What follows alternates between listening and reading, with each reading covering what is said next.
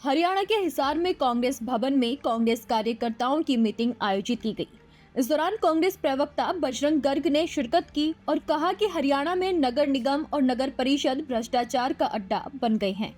उन्होंने शहरों में टूटी सड़कों, बंद पड़े सीवरेज और नालों और खराब सफाई व्यवस्था की ओर भी ध्यान आकर्षित किया। उनका कहना था कि कांग्रेस पार्टी मेयर और पार्षद के चुनाव में इन समस्याओं का समाधान करने का वादा करती है। बजरंग गर्ग ने बेसहारा गायों, कुत्तों और बंदरों के कारण होने वाली दुर्घटनाओं का भी उल्लेख किया। उन्होंने इन समस्याओं से मुक्ति दिलाने का आश्वासन दिया। आइए देखते हैं पूरी खबर। जैसा कि आज कांग्रेस भवन में जो है कांग्रेस कार्यकर्ताओं की मीटिंग हुई और जिसमें साथ में समाज सेवक हैं बजरंग गर्ग जी, वो भी यहाँ पर पहुँचे थे और कांग्रेस कमेटी के प्रदेश सीनियर प्रवक्ता भी हैं। तो इनसे जानना चाहेंगे, काफ़ी आरोप इन्होंने जो है सरकार को लेकर लगाए और निगम दफ्तर पे भी जो है कहीं ना कहीं काफ़ी आरोप इन्होंने लगाए हैं। तो जानना चाहेंगे सर से कि क्या कहना चाहेंगे इस मामले को लेकर के। हाँ जी सर, नमस्कार सर। नमस्ते। कैसे हैं सर? बहुत बढ़िया। तो सबसे पहले तो जैसे आपने आरोप लगाए हरियाणा निगम पर, निगम परिषद एक भ्रष्टाचार का अड्डा बना हुआ है, क्या क्या भ्रष्टाचार देखने को आपको मिले इसमें? देखिए, मैं नहीं, हरियाणा की जनता चिल्ला चिल्ला कर बोल रही है। हिसार की जनता से पूछिए, प्रॉपर्टी आईडी के नाम पर करोड़ों रुपए का घोटाला किया गया। 3 साल से जनता अपनी प्रॉपर्टी ठीक कराने के लिए पैसे दे देकर चक्कर काट रही है। जब भी उनकी प्रॉपर्टी अभी तक ठीक नहीं हुई, इससे बड़ा घोटाला नहीं हो सकता। और कोई नक्शा पास करवाना हो मकान का, दुकान का, किसी गरीब आदमी ने बगैर पैसे दिए नक्शे पास नहीं होते। हाउस टैक्स के बिल ठीक कराने हो तो पैसे दो। हालात गली देख लो, मोहल्ले देख लो, शहर देख लो, सड़कें टूटी पड़ी है, पानी की व्यवस्था नहीं है, सीवरेज बंद पड़े हैं, लाइटें सस्ती नहीं है। इससे बुरा हाल हो सकता है? ये कहते हैं हमने गौमुक्त से हमने शहर गौमुक्त कर दिया। गली गली मोहल्ले मोहल्ले चौराहे पे सड़कों पर गौ माता बैठी है, टक्कर मारते हैं, लोग मर जाते हैं, ऐसी स्थिति हो रही है। तो सर गौशाला बनाई गई है हिसार में, गांव ढंडूर के पास में, तो सर उसमें क्या अभी तक आवारा पशुओं को शिफ्ट नहीं किया गया प्रशासन की तरफ से? आवारा पशु नहीं, बेसहारा गाय। ये हम गौ माता मानते हैं, जिसको पूजते हैं, जिसके अंदर 33,000 देवी देवता वास करते हैं। ये भारतीय जनता पार्टी जिस टाइम वोट लेना था उस टाइम गौ माता याद आती है, उसके बाद एक ध्यान नहीं देते। यह स्थिति आज शहर के अंदर है। मैं यही कहना चाहता हूँ, मेरा एक ही कहना है, भ्रष्टाचार का अड्डा बन चुका नगर निगम। इससे मुक्ति दिलाने के लिए अच्छे आदमी की जरूरत है।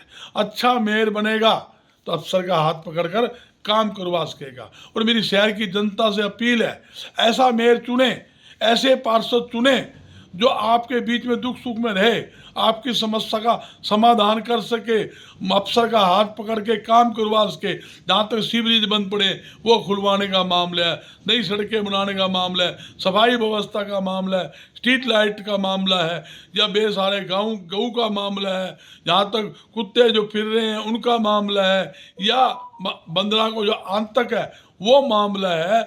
इस मामले को हल करवा सके, ये जरूरी है। इसलिए नगर निगम का चुनाव कांग्रेस पार्टी सिंबल पर लड़ने जा रही है। सिंबल पर चुनाव लड़ेगी और पार्षद भी लड़ेंगे, हमारे मेयर भी लड़ेंगे, और जनता का आशीर्वाद से कांग्रेस का मेयर बनेगा। अभी तक कितने लोगों ने सर इस पर सहमति जताई है आपके कांग्रेस के सिंबल पर? क्योंकि अभी ताज़ा रुझान आए हैं दिल्ली के, जहां एक भी सीट आपको नहीं मिली है लोकसभा इलेक्शन में।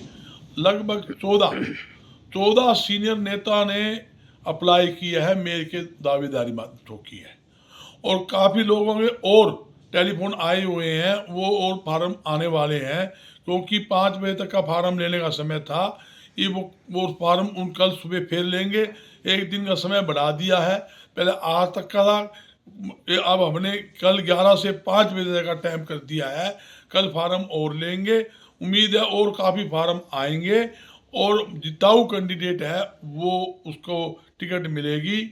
हमारी सब इतनी ड्यूटी है, जितने भी कैंडिडेट के नाम आएंगे उनको हम इसकी लिस्ट बना के टाइप करके बंद लिफाफा में भेज देंगे।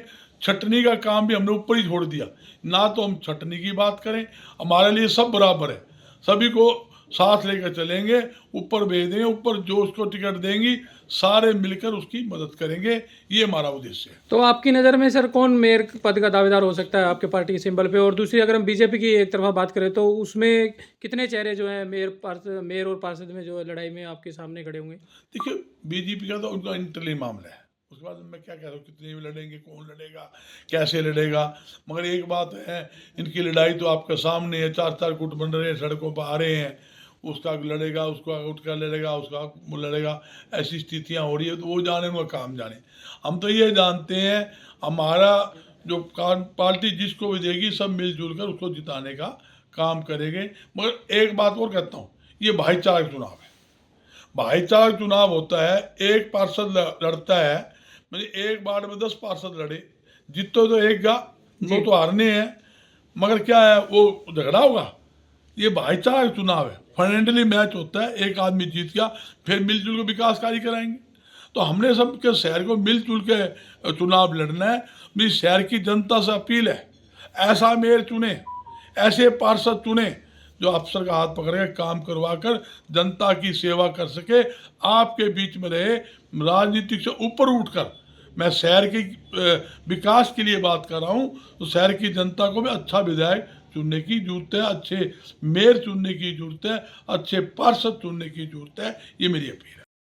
देख लो, चले जाओ मिल गेट देख लो, 12 क्वार्टर देख लो, ये भी जाकर गली नंबर 7 में जाकर चले जाना, पता लग जाएगा आपको। 1-1 फुट सीवरेज पानी सड़कों के ऊपर आया हुआ है, आदमी टप नहीं सकते। 10 बार प्रदर्शन कर लिया, इतना बुरा हाल है।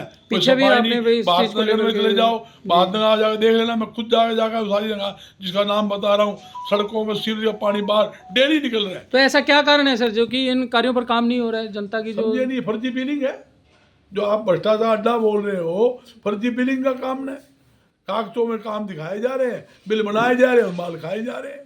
मैं पूछना हूँ, आप सीवरेज साफ नहीं कर सकते, सीवरेज खुलवा नहीं सकते, नई सीवरेज की लाइन नहीं भिजवा सकते, टूटी सड़कें ठीक नहीं करवा सकते, गंदगी उठा नहीं सकते, सफाई व्यवस्था ठीक नहीं कर सकते। कैसा नगर निगम है, कैसा है?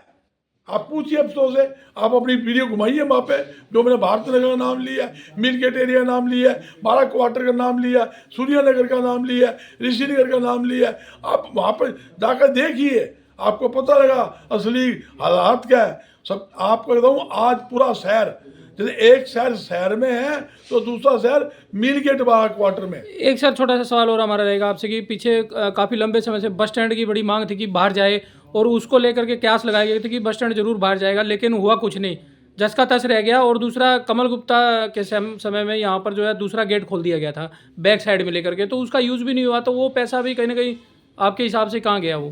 देखो, ये तो मैं क्या कह सकता हूँ, ये ज़रूर है, बस अड्डा की पिछला गेट चालू करने की बात थी, यहाँ से जाम से निजात दिलाने की बात थी। जाम तो आप देख लो, अगर आपने अनाज मंडी से अगर मालटोन जाना हो 40 मिनट लगेगी जी सर, और अनाज मंडी से हांसी जाना हो तो 20 मिनट लगेगी। तो क्या वो भी भ्रष्टाचार की भेंट चढ़ा है सर?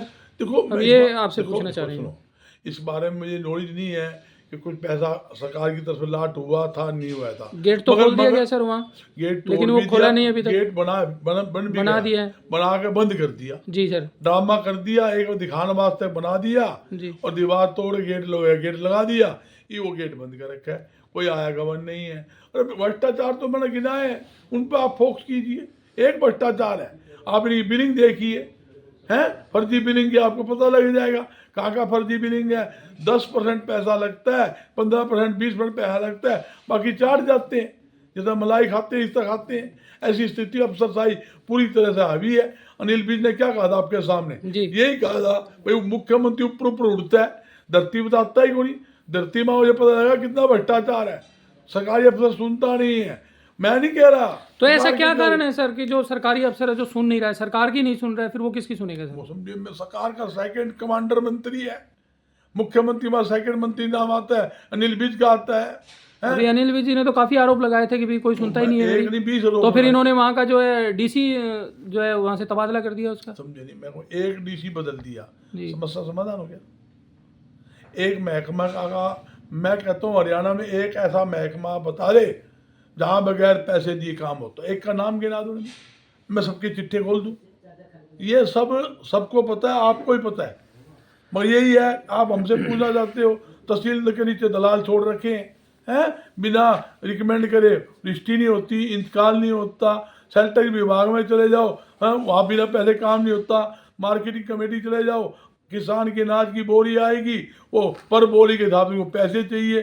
सारा भ्रष्टाचार खेल इस राज्य में चल रहा है। वो कहते हैं ना भी, व्यापारी पिस रहा है, आम जनता पिस रही है महंगाई के बोझ से, और अफसरशाही लाल हो रही है, लालम लाल, कहने की बात ही नहीं। इसी के साथ साथियों, जय हिंद जय भारत।